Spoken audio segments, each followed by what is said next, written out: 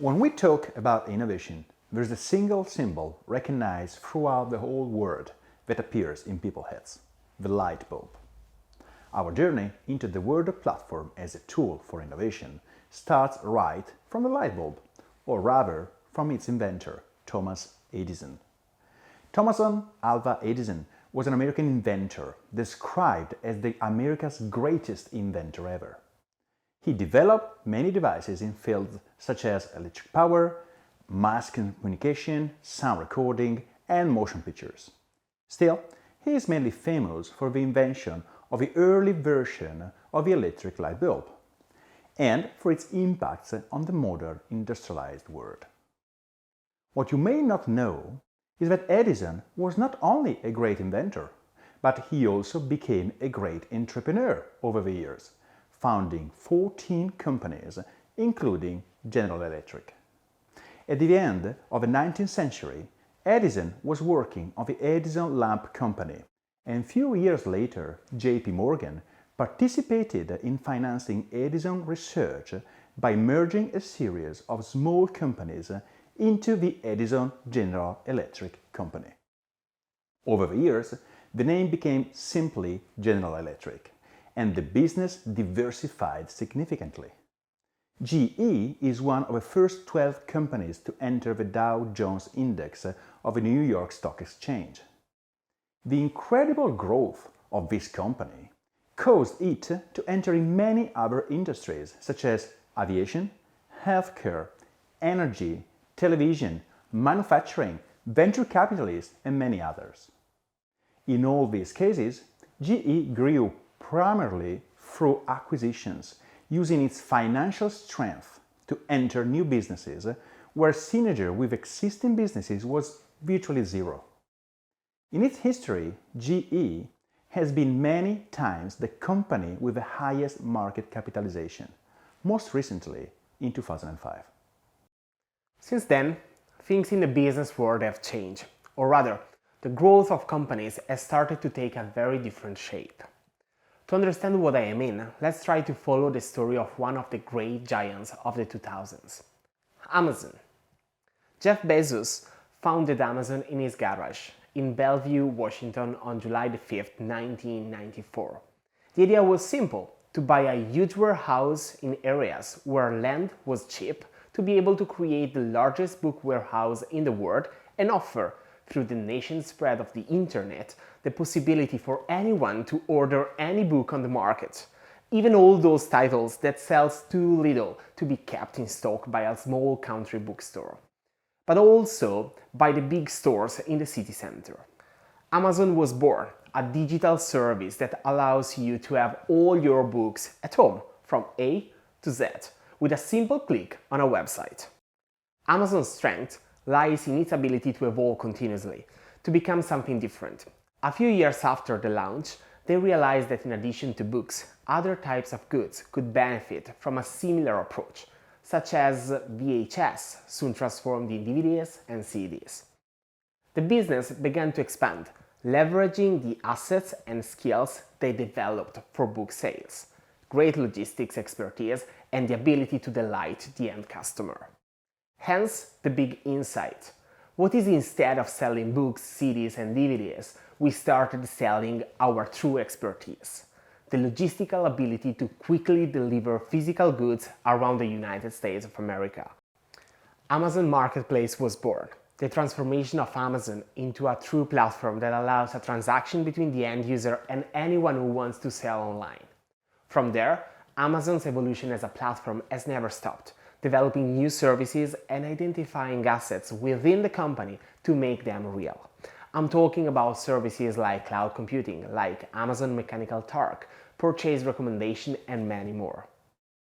Amazon, in the span of less than 20 years, has gone from being a startup in a garage near Washington to a global supergiant, surpassing Walmart, the greatest American retailer, in 2015 in terms of capitalization.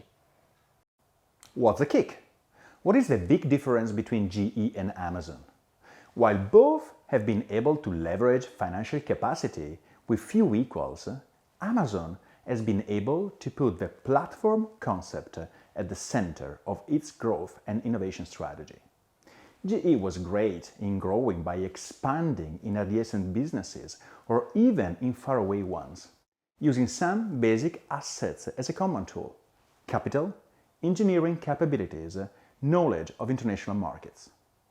On the other hand, Amazon transformed all the industries it entered, replicating again and again the same basic idea: matching economic actors who wanted to be matched. Amazon is one of the big five or tech giants of the US, along with Alphabet, Apple, Microsoft, and Google. In different ways, which we will see throughout the MOOC, these five companies have opened the door to the platform revolution, proposing a new way of creating value, less linear but faster in terms of scalability and possible expansion.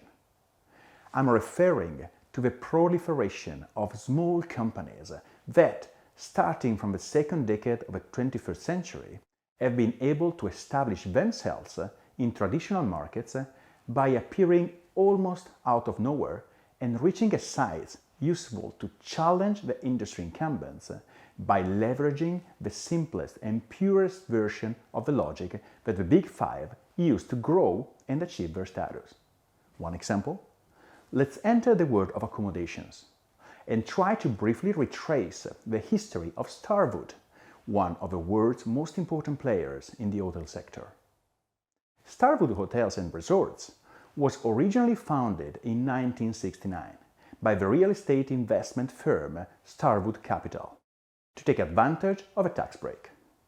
At the time, the company was known as Starwood Lodging. Initially, Starwood Lodging owned a number of hotels throughout North America, all under different brand names. In 2016, the firm was acquired by Marriott International for $13.6 billion, having more than 1,200 properties spread all over the world and more than 180,000 employees.